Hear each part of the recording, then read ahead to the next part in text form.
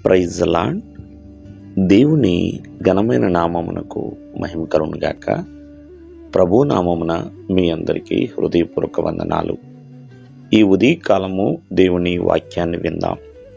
ఇర్మియా గ్రంథము 6వ అధ్యాయము 16వ వచనము.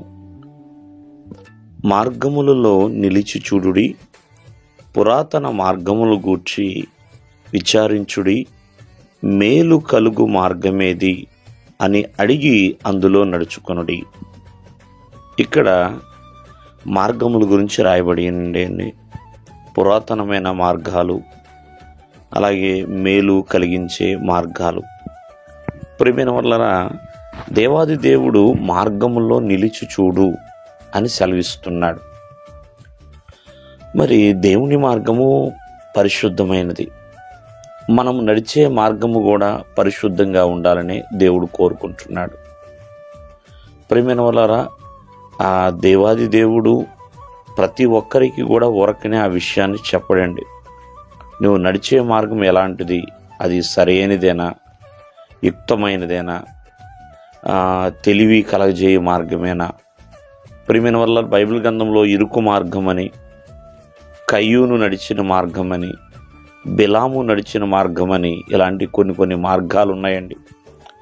కయ్యూను నడిచిన మార్గం వేరు, అలాగే బిలాము నడిచిన మార్గం వేరు కూడా అండి.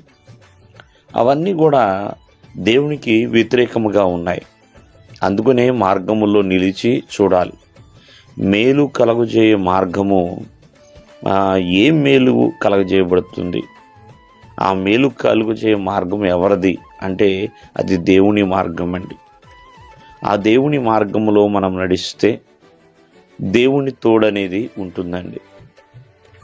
ఆనాడు యెహోషువతో దేవుడు చెప్పాడు, నేను విడవను ఎడబాయను, నిబ్బరం కలిగి ధైర్యముగా ఉండుము అని.